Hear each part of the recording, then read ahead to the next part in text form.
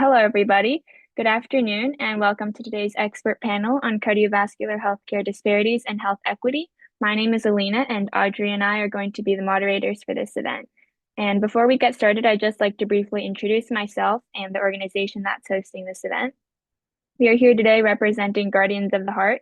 It's a student-led nonprofit whose mission is to empower young people with the knowledge, tools, and resources to take control of their heart health from an early age. And thank you so much to all of the students to help with this organization, namely Leia, Vicky, and Karuko. Now, in honor of American Heart Month, February's American Heart Month, today's panel spotlights the intersection of cardiovascular disease and social determinants of health, with a special focus on how systemic factors contribute to disparities in heart disease among marginalized populations. Now, we are incredibly fortunate to have an outstanding group of experts who will be sharing their knowledge on this critical topic. I'm going to pass it on to Audrey to introduce our panelists here with us. All right, so first we have Dr. Kim Henderson, who is the Managing Director and the Associate Medical Director at Morgan Stanley, where she provides direct oversight of and coordination among the firm's global medical, health, and wellness services. Dr. Henderson is an active supporter of communities of color, and she received the honor of being appointed an executive sponsor for the inaugural Morgan Stanley HBCU Scholars Program, which awards a 4-year college scholarship and ongoing academic support to underprivileged youth. Second, we'll have Dr. Darren Wu, who is a board-certified family physician and the Chief Medical Officer at Open Door Family Medical Center.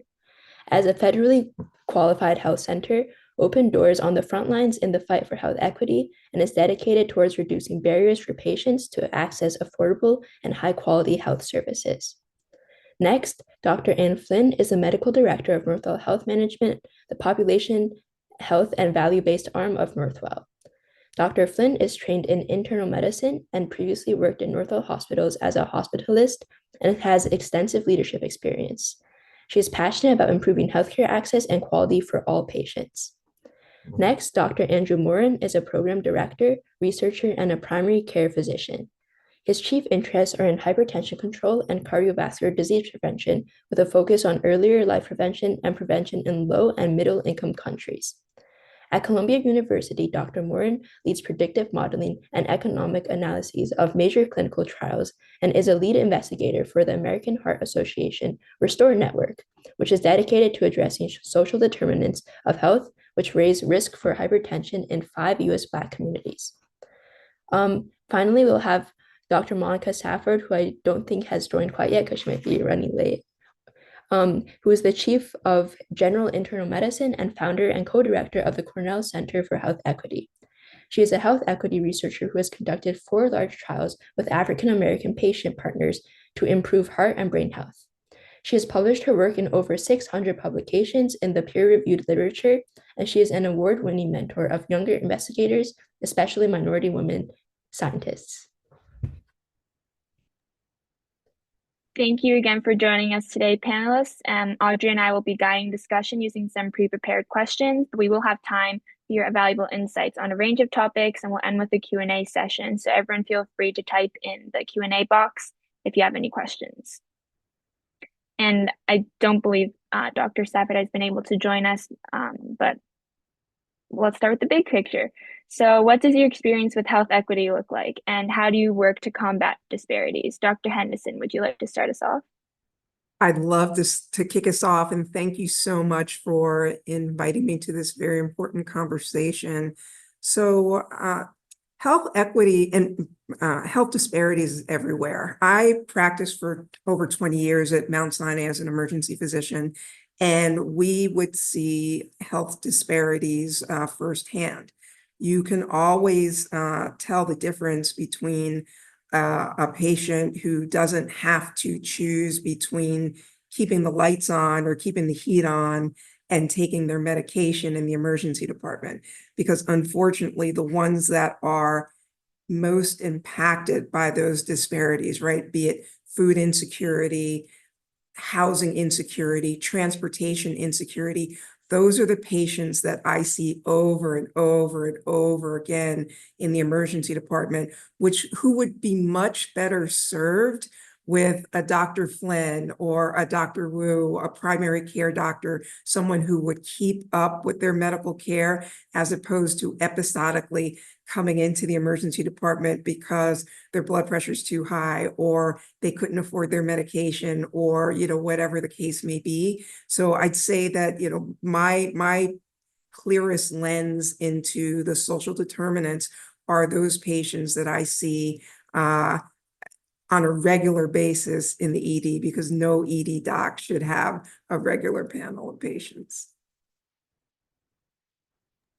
Thank you so much for sharing. What about you, Dr. Wu? Sorry, I think you're on mute.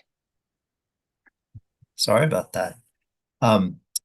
I also want to start off by saying thank you for having me and the other panelists on this for this very important conversation on cardiovascular health and disparities.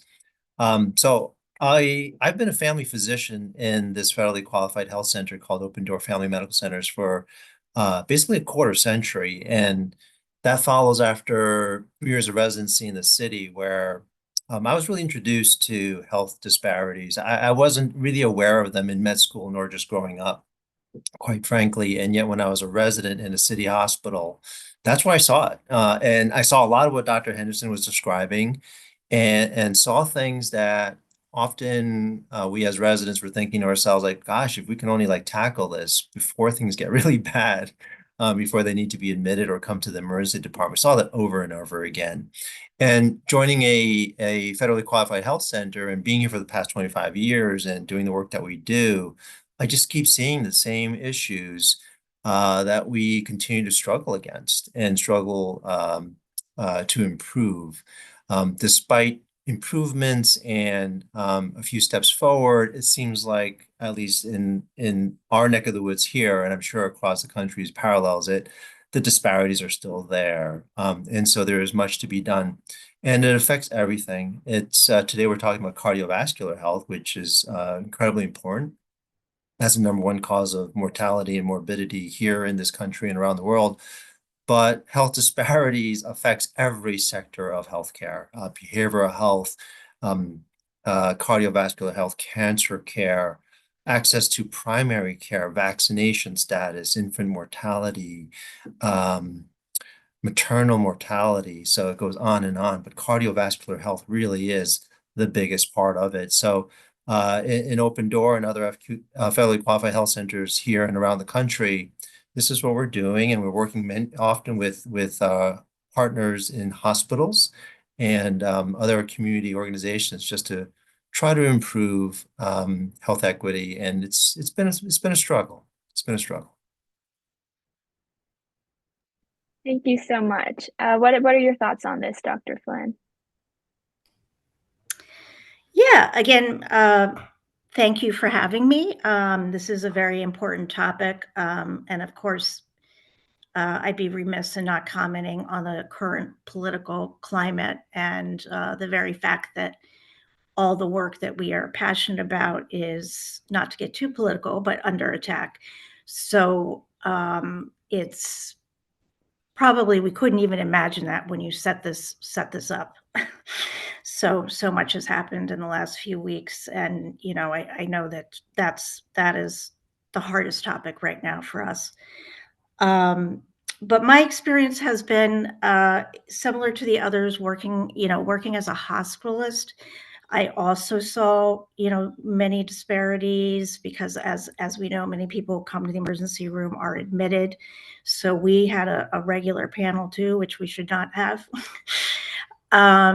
And it was often due to social determinants of health and kind of a merry-go-round in terms of discharge and where are we discharging them to, and what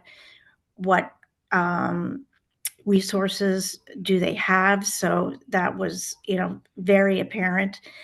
And I also have kind of a unique background. I was a social worker in New York City, so before I went to medical school, so I'm very familiar with the social determinants of health and how that aspect impacts healthcare. So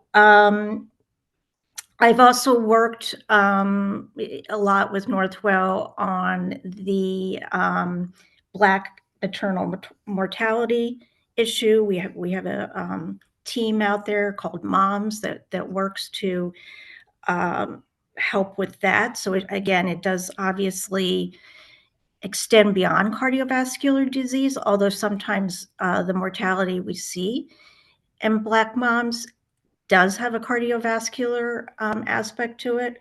So, and we have found, once it was one of those things that once you saw it, you can't unsee it. So it's just such a huge problem. And, what took us so long to get there and see it is another issue to think about. But that is some of my experience.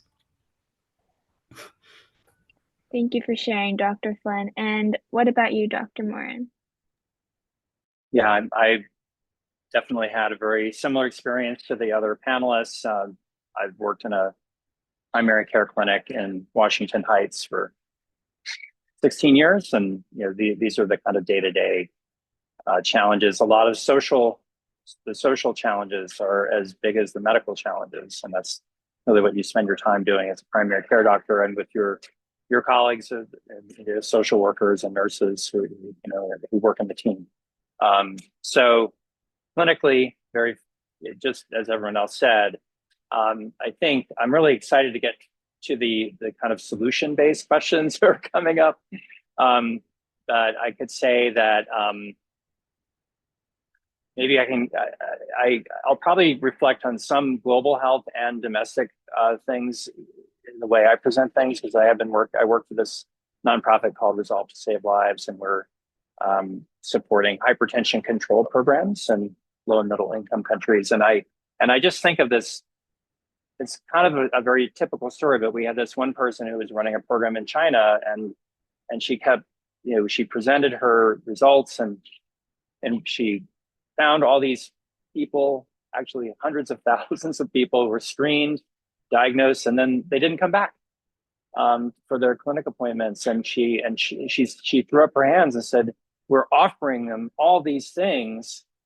Why?" It was basically blame the patient. Like, what's wrong with them? Why aren't they going? And all you have to do is start asking the patients, and you'll learn exactly why. And so I think there has been, and hopefully we can overcome the current climate. But I think early in my career, there were just a lot of publications about these statistics, about the disparities and the outcomes. And I think there is a lot more action. And just like Dr. Flynn was mentioning about her hospital taking action in a focused way, I'm very encouraged by that. So I think we can. There is some progress, but we have to. We're very, very early stage. We have to keep going. Yes, I definitely agree. And on that topic of solutions, so next let's shift the focus a little bit to more underlying factors, get a little more specific. So my question is, what do you believe is the primary cause behind cardiovascular healthcare disparities? So it's difficult, but maybe if you had to choose like one specific social determinant of health that you think plays the biggest role, and what are some strategies you would propose to address this? So why don't we go in the reverse order for this one? Dr. Morin, would you like to start us off? Oh, sure. I guess I would start with the word trust. And I think I've had the privilege of working with a couple of different American Heart Association NIH-funded projects. One of them was called the Los Angeles Barber trial, and it was these clinical pharmacists were traveling to Black-owned barbershops in Los Angeles, and a lot of people, they look at that study and they think, oh, this is team-based care and the pharmacist delivering the care, but they're missing the point because it was the Los Angeles pharmacist barber study, and the barbers were an integral part of the success of the program. These were people that the men who were coming to the barbershops, they trusted, and when the barber encouraged them to get their blood pressure measured or take their medicines, they listened, because this is a member of their community and someone they trust. So I think that it takes a lot of work to build that trust, but I think that trust is, I'll just highlight that word. And we're doing some similar work. I know we have someone from American Heart Association on the call or on the panel, and we have this project called Restore that is working in 5 different communities. And it's a similar thing with a lot of community engagement, trust building, and using either community health workers or other activists and barbers in Staten Island, actually. So trust. Stop there. Yes, definitely agree. Let's move to Dr. Flynn.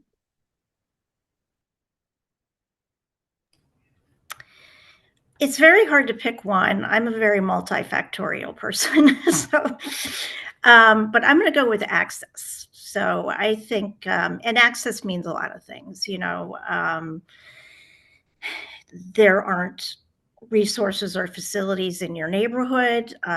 You get scheduled with a follow-up appointment in a clinic that you have to take 4 buses to get to. You don't have the financial means to get to appointments, or as I think someone was mentioning before, you have to choose, between paying the rent and, paying for healthcare. So I would believe access is the number one issue.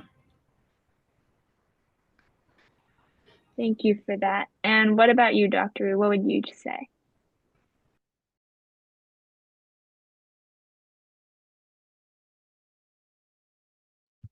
Unmute myself first. Got that.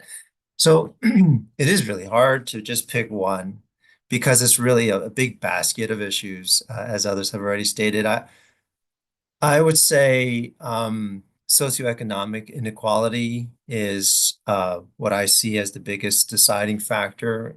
After hearing Doctors Moran and Flynn discuss about trust and access, which I believe we have here in my organization, and hearing them discuss their points, I was brought back to not long ago during the height of the COVID pandemic when everything was changing and everything was changing rapidly. And one of the biggest outgrowths from that experience, this horrific experience, were 2 big changes. One was the skyrocketing growth of telehealth, which previously was very small, and the super fast entry of vaccinations, and then the uptake of the COVID vaccine. So when we were seeing patients virtually, a lot of telehealth over the video like this, speaking with patients, trying to make diagnoses, and also supporting them when they were coming down with COVID infections, I just remember the stark differences between doing a telehealth visit,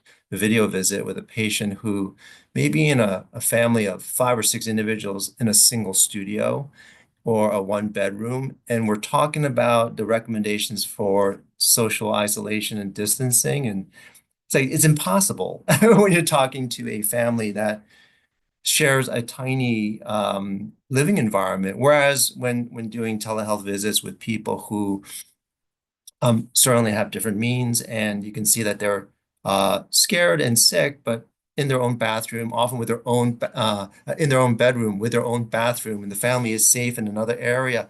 That just to me was a big take home for me. So socioeconomics there became very apparent as an issue.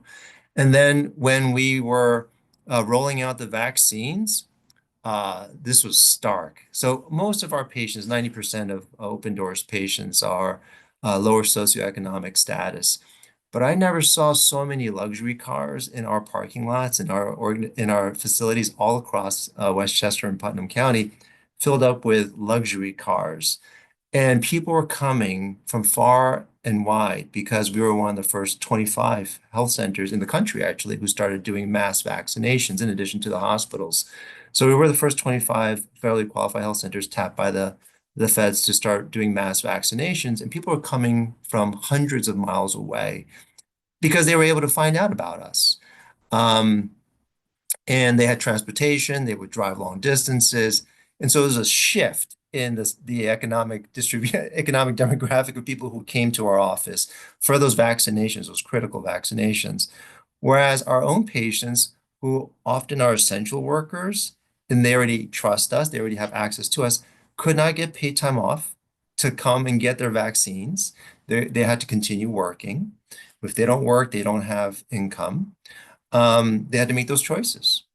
And multiple times when I called patients or did telehealth visits with sick COVID patients, I remember how often patients who are sick, and this is back at the time when you're supposed to isolate when you're sick, they were sick but working in a grocery store or preparing food in a restaurant for takeout and deliveries, because they had to keep working. Whereas certainly other patients had the luxury of paid time off and they could actually isolate and rest. That was a really crazy experience for me and my colleagues and care teams, because it just showed the glaring disparity, and that's really born of socioeconomic inequalities in this country, unfortunately. So that would be my pick. Oh, thank you for that. I think we actually might come back to the point of telehealth later on. I think we just got a question about that. But Dr. Henderson, what do you think about social determinants of health, and if you had to pick one? I've been taking notes because the thoughts of my colleagues are just ringing true in my ear. I agree with Dr. Moran, the trust issue, Dr. Finn, access, Dr. Wu, the socioeconomic inequality. From my lens, in the emergency department and now in corporate America, the big thing that stands out to me is our history. If you don't look back into medical history, especially as it relates to Black and Brown patients, it can be very confusing. Like, why would you not take that vaccine? Or why would you not take that, blood pressure medication? Because in our recent history, the organization that we look to even today for truth and telling us what's best for our bodies took an entire segment of Black men, right? It's called the Tuskegee experiment, and pretended to treat them for a medical problem, pretended to treat them for syphilis, and not treat them to find out what would happen to these patients. Everybody remembers that, right? Everybody remembers that. And as a result, people of color, Black people in particular, when information came out, and I think it was you, Dr. Wu, that said that information was changing so quickly, right?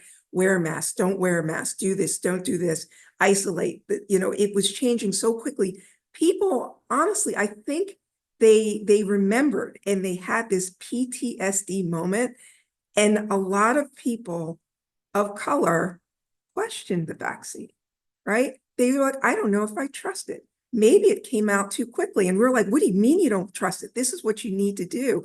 This is not unique to COVID. This bleeds into cardiovascular health and all other facets of medicine, because people remember the history where if you were Black and Brown in this country, it was fine to experiment on you, and the doctors didn't even have to tell you about it. So I would say history. Thank you so much. That was a really interesting thing. I never really thought about it like that. Um, Now, we'll talk about the effectiveness of care. So cardiovascular healthcare disparities are often compounded by racial, ethnic, and cultural barriers. So what are your thoughts on culturally tailored interventions, and how do you envision them impacting long-term health outcomes for diverse populations? Let's start in the middle. So Dr. Flynn.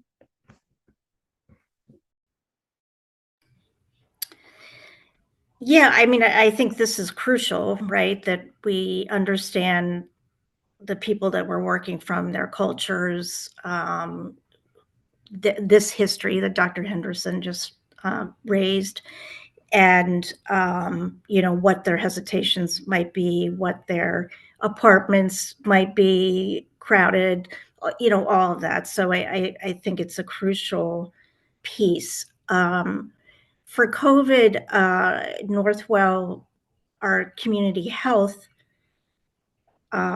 program, really worked with faith-based leaders in the community.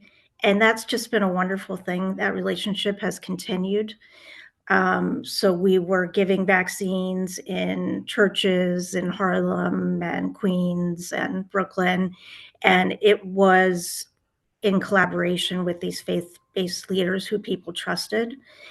And that work has continued. We've now helped these faith-based leaders be trained as mental health counselors, because we also saw, of course, the rise of psychological issues during COVID, after COVID, and it's just we meet quarterly actually, and it's a wonderful meeting, and exchange of ideas. So I think that's something that has worked. For our health home program, which is our Medicaid funded program, that is for folks with Medicaid who have certain diagnoses, either two comorbidities or a standalone mental illness or sickle cell disease. We have community health workers. So these are folks who come from the communities they are serving. They go to the homes, they go to the apartments, and work with the people on making sure they are getting their health care, assessing all their social determinants of health. And so being from the community, and these aren't clinically trained folks. These are, people who are case workers basically, but they go through a lot of training, and that's been very helpful. Also, I think clearly we need a more diverse physician pool, provider pool, and I think that will help with trust issues as well. Thank you. That was really, really fascinating. Dr. Moore, what are your thoughts on this question? Yeah, I think I might talk on more of a public health topic, and relevant to cardiovascular health, which is sodium. And the public health organization I work in, there's a hypertension control team and there's a nutrition team. The nutrition team, they mostly focus on dietary sodium reduction and trans fat elimination, which are two big public health issues related to cardiovascular disease. And for some countries, here in the US, most of our sodium comes from processed and packaged foods, right? So the target there would be to go after the industry or coax the industry to do the right thing. But in a lot of countries, the salt is added in cooking. And so it becomes a very cultural challenge for a family, that they may have a person with hypertension or cardiovascular disease in the family, but there's one person cooking for the entire family, right? So getting that person to shift to either using less salt, sodium chloride, or shifting to a product that has potassium enriched salts that have more they add potassium and then lower sodium. So, but doing that is very difficult because it changes the taste of the food, and and you have to change some very fundamental practices that people are used to and are part of their culture. So it sounds theoretically nice and easy, but the making these changes within families is extremely challenging. And you have to be sensitive to the cultural practices and where people might be willing to shift and make changes, and what they're not going to give up. Yeah, thank you. I didn't realize how big nutrition could play into this. Dr. Henderson, what are your thoughts on this? Well, my colleagues took all the good ones. I think I'll share more of a scenario that we rolled out at Morgan Stanley to try and start things early. We're very big into education in the communities where we work. So we had colleagues go into different school systems, and we joined the education team with the teachers. We actually went to the teachers and said, what would you like us to help you with in terms of educating these students? And these were not high school students, like these were littles, they were younger students. And the teachers really did want help with teaching their younger students, their third graders, fourth graders, and fifth graders about the importance of financial literacy, right? So it really does get back to the fact that in order to break cycles, right? In order to break cycles that have been going on in families for generations, you have to educate when you're young. So one of the cycles that we were really interested in breaking was to make sure that everybody has the same opportunity to see what's out there. There's an old saying that one of my attendings used to tell us all the time in medical school, and it took me 4 years of medical school and probably 2 years of residency to figure out what he was trying to tell me. But he would say, Kim, the eye cannot see what the mind doesn't know, right? And I was like, what are you talking about? But it's so true. People in certain communities, they may see a teacher and they understand what a teacher does. They may see a bus driver and they understand what the bus driver does or what the mailman does, but they might not see a doctor that looks like them ever. They may not see a banker. They may not see a public health professional. They may not see these people in their community that looks like them. So you can't do it, right? You need to, if you can see it, then you can be like, oh, I can be like that person. That person looks like me. They live where I live.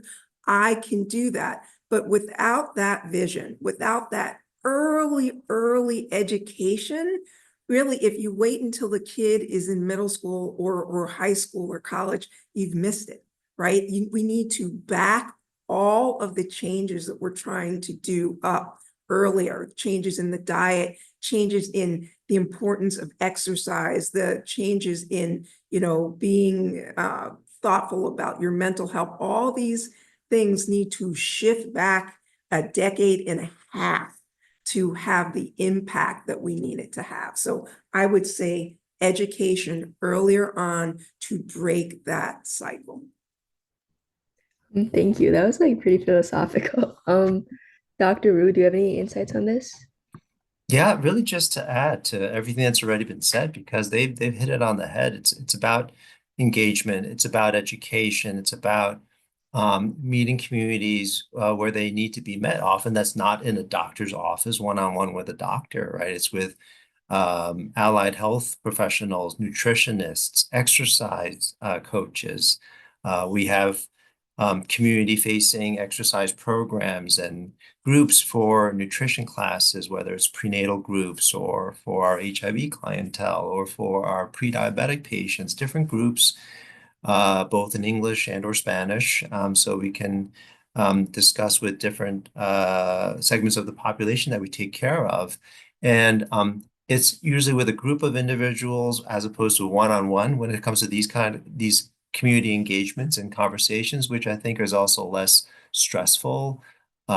It creates more of a social support group. These participants become friends. They then coach each other or mentor each other and support each other as well.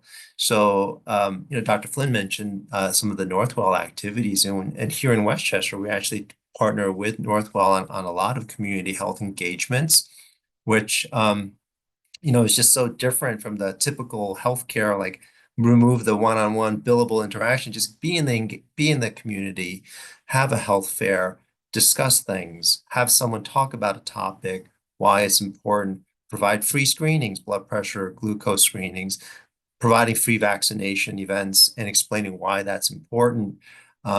having community engagements in churches for our area here, the African American churches, the Latino community groups, the senior citizens groups, all those things are areas where I feel like every time we go and have those conversations, whether it's a clinician, a nutritionist, a patient navigator or patient advocate, you get to talk to people where they want to be talked with instead of coming into the office talking about something medical because the lines are very much blurred when you're trying to take care of things, and I think that breaks down barriers. So, and then Dr. Moran was talking about the salt thing, and that's my personal problem, right? So like how do I not have my salt need? And that comes up with almost every culture I speak with because almost every community, their home cooking is different than the takeout or restaurant versions of their cuisines. And they're always like, oh, yes, right. But they're so often so busy. Often they just run out and buy something and bring it home. And then they all get the fact that, yeah, I would never put that stuff into my cuisine, but it's just easier sometimes to just pick up things.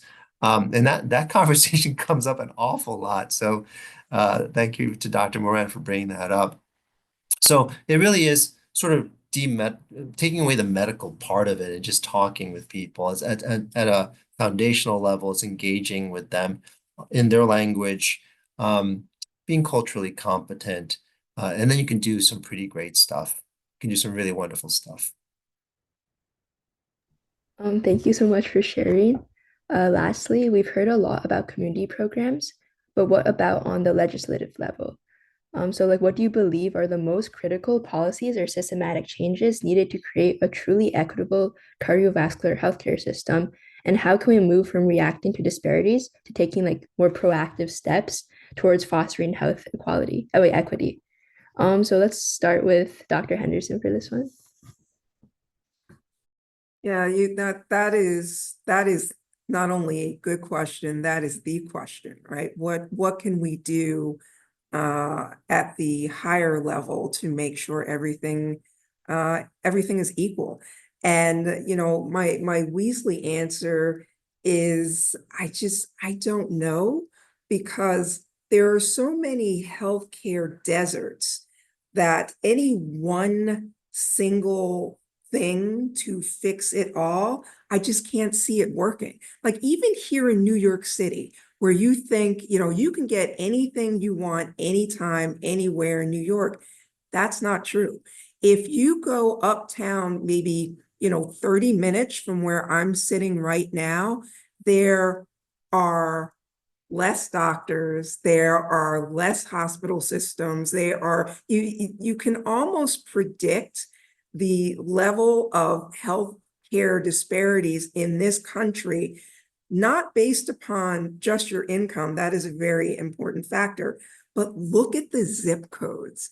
You can look at where somebody lives and figure out what kind of disparities they're working in. And the fundamental problem with that, or challenge with that, is we are in the process right now with the change in the political winds of putting up more barriers, right? We want to keep more people out. We want to make sure that more people are separated or excluded. So to come up with one solution that will get rid of healthcare deserts, green space deserts, fresh food deserts, physician deserts in this political climate, I actually don't have an answer for that one. Yeah, thank you for sharing. Dr. Wu, do you have any more insights on this? So I think, right, it seems like a pretty steep climb at the moment. I don't think it's ever been easy, even when we've had different administrations, um, which have actually plowed a lot of money into the system. We seem to still struggle. So it does seem a little more difficult at the moment, but somehow putting more money into it doesn't seem to always work as intended. I do believe that there needs to be further reducing the cost of care or providing low-cost insurance because, quite frankly, with my patient population, the insurance plans that are available on the exchange, if I'm a small business owner, own a cleaning company or a small deli, and I want to purchase health insurance on the exchange, they're not affordable. They just simply are not. Or the medications they cover, the copays are high.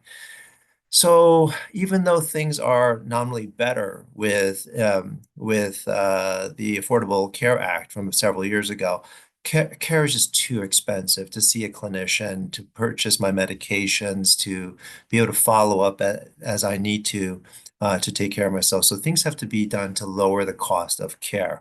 And that really does start with making sure Medicare is accessible, really looking at covering more people because we do know from ample studies that the lower the cost of coverage, the more people on who have access to Medicaid, the better the communities do. They just simply do. That's actually borne out study after study. And so I do think we need to do that. Another one, you heard already earlier on in this conversation from all of us about access and wanting to try to tackle things before patients get into the ED or have to be hospitalized and be cared for under hospitalists. It's primary care. I think there's a very big issue with primary care in the country right now. I'm a family physician, but I'm very, very happy to work alongside nurse practitioners and physician assistants, and we've got many wonderful ones in my organization. And it seems like it's all hands on deck is what we need. And we just need, I think, more legislative support to incentivize primary care because that is an issue. Primary care is not really transactional. It is not easily done in a brief visit. It's about building relationships and continuity of care, really getting to know the individuals and his or her circumstances, family dynamics, zip codes, as Dr. Henderson said, it really matters. And that stuff is not just transactional visits, which is what this country is still sort of built on as far as the claim system, the reimbursement system. It's about really taking care of populations in a value-based sort of compensation method. And that's been very slow. That's been very, very slow to everyone's frustration. And it's a disservice to the American population, quite frankly. So I just wish there would be more bipartisan support for primary care, for lowering cost of care, and for expanding programs like Medicaid. I see, I see. Thank you. Dr. Flynn, what are your thoughts on this question? Yeah, I mean, these were all great points. And, my team is actually, we're in charge of the value-based care contracts in a fee-for-service world. So, in a fee-for-service health system. So I absolutely agree with the expansion of value-based care. And what that means, if people don't know what that means, is currently the main way healthcare is paid for is you do something, you get paid for it. You do a surgery, you get paid for it. You see a patient, you get paid for it.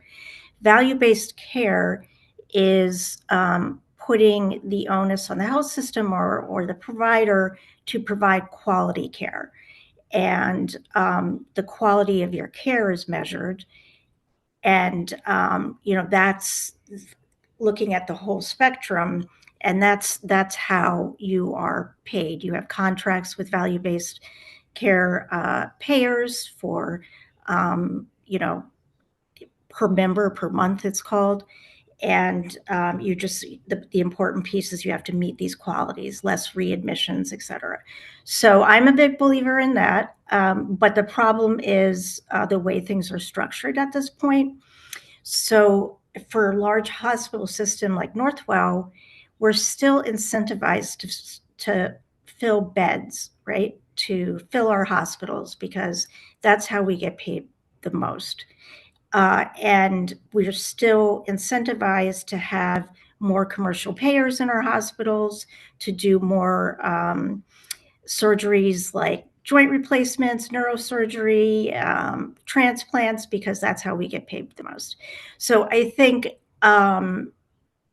as Dr. Wu was referring to, the whole structure of the payment system for healthcare is really what I believe needs to change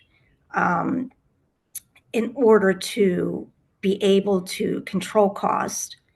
We in the United States spend more money on healthcare than any other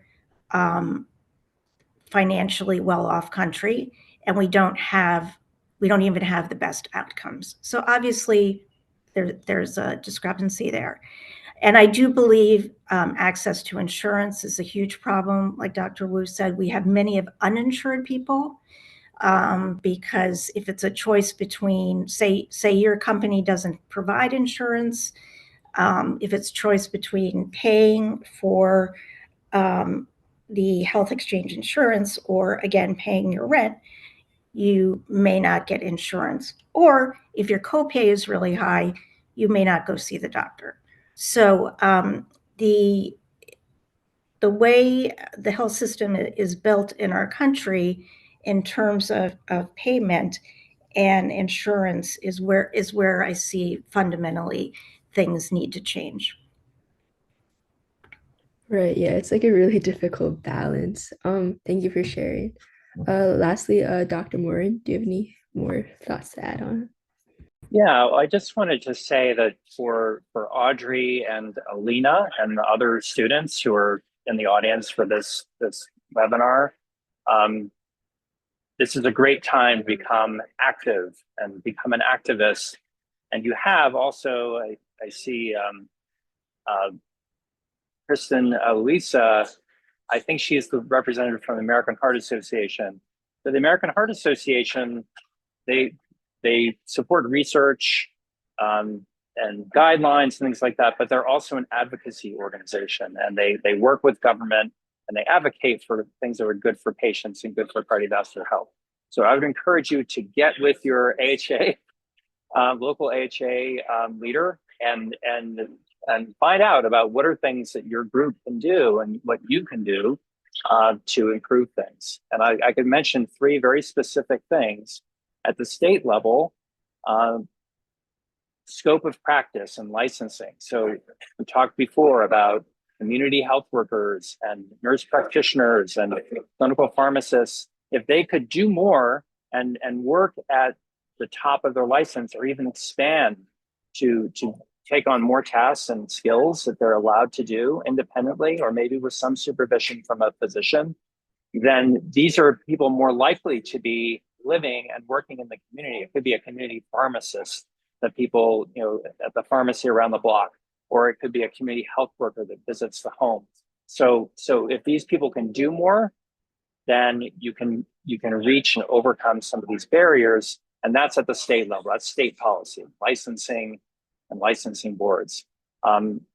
Nationally, there's some movement around coding for these social determinants of health. They're called Z codes, and they're coding just like you would for hypertension or diabetes, but it would be these factors, so, social determinant factors. Unfortunately, they're really not being reimbursed. There isn't a financial incentive to work on those. And so in a lot of clinics, like Dr. Wu's clinic, I'm sure, and my primary care clinic, social workers are working on things like, you think about climate change and extreme heat events, getting someone an air conditioner so that they're not, having a heat stroke with sitting at home in their inner city apartment, or helping people with transportation or other issues.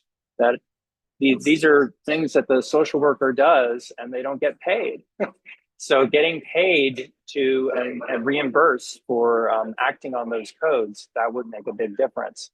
And then last, I would just say, thinking of rural health and rural disparities, that telemedicine and reimbursing better for telemedicine is another policy change. And again, I don't know if that's, you'll have to tell me, might be both state and national level, but these are very specific things that you could work on as students and really make a change. Go to Albany, go to DC, and rattle the, knock on the door of your representatives.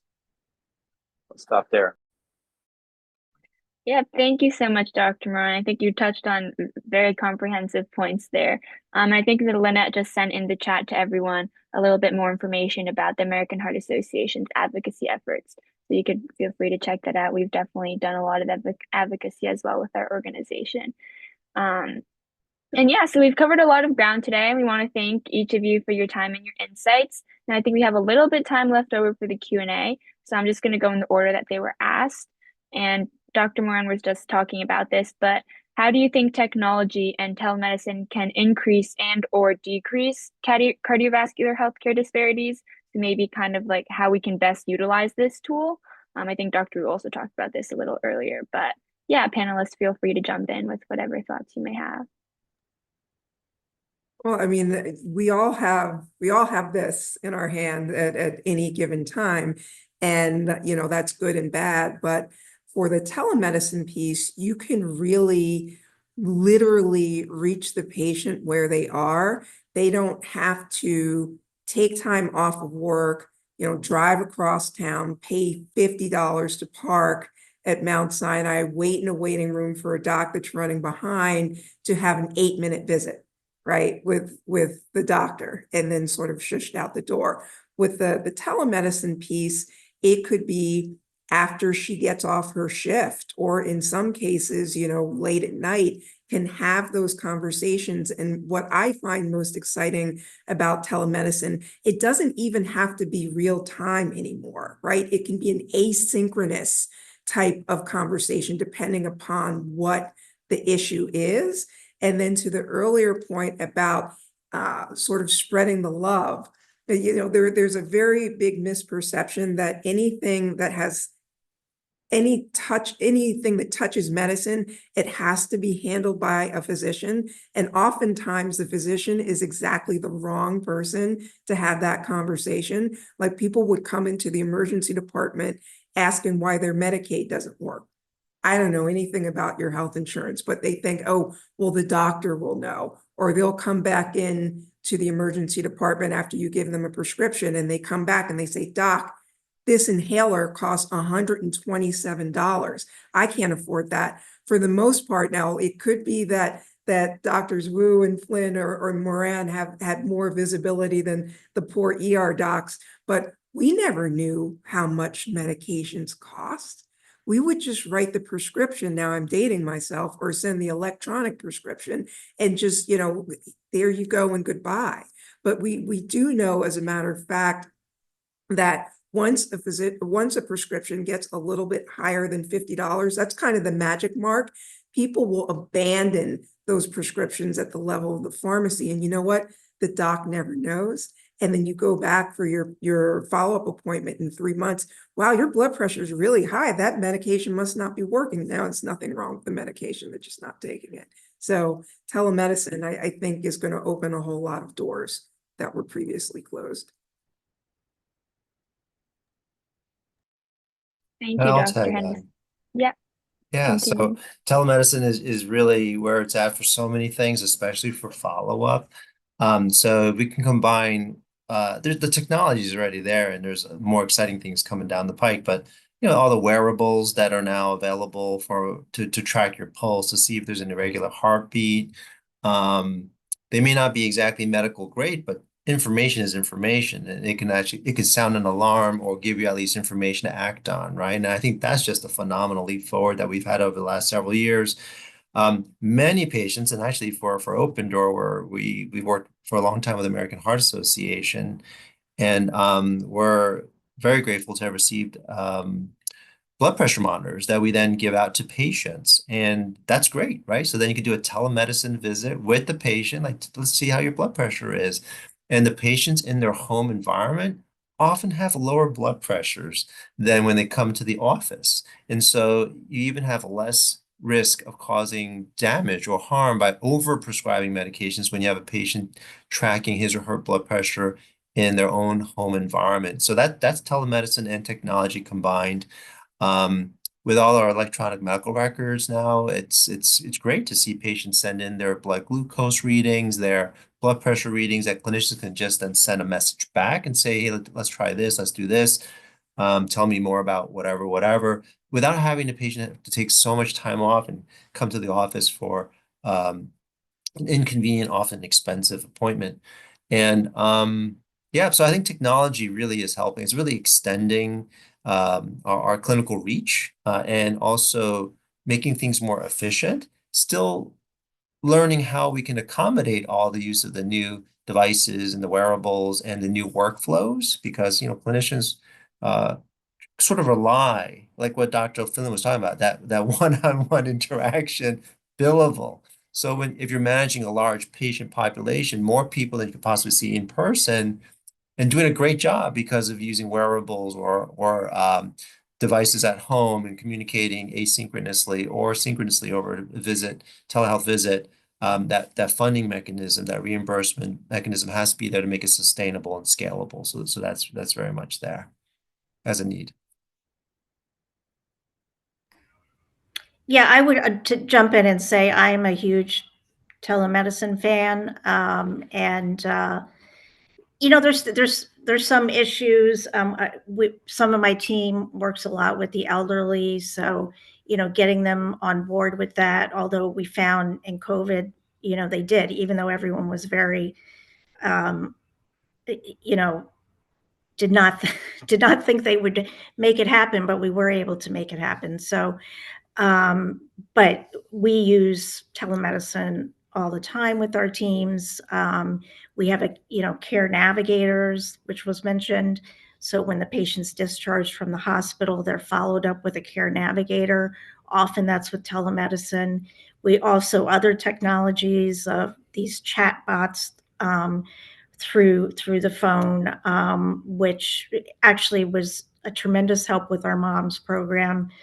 And the wearables, we experiment with those. We do pilots with those. So I think there's a lot happening in the technology world that is going to be very useful. Okay, all right. So I think that will be all for today. For the questions that we were unable to answer, or if you think of any others, feel free to reach out to us. Thank you so much to all of our panelists and for your invaluable contributions and helpful information. And thank you to everyone who tuned in. We hope this conversation has provided all of you guys with some practical takeaways for addressing disparities in cardiovascular health and advancing health equity. As we've heard today, the work is far from over, but with collaboration, commitment, and action, we can make a meaningful difference. Yeah, Dr. Moran, I see you have your hand up. Did you want to say something? I just wanted to say something in the minute, and I think all the panelists probably feel the same way I do. I am so impressed by Alina and Audrey and your organization. You've been so professional, so organized, and so I have great hope for the future of cardiovascular health and medicine because people like you are coming up. So thank you so much. Yeah, of course. Thank you for that. And yeah, just to call back on what Dr. Henderson was saying earlier, the eyes cannot see what the mind doesn't know. I think I'm going to put it up on my wall or something, but let these panels and this community engagement and outreach and education kind of be the reason that we do know. And to learn more about our organization, Guardians of the Heart, and our upcoming initiatives, please visit our website at www.guardiansoftheheart.net. Thank you again, everyone, and we look forward to continuing this important work together. Have a great evening, everyone.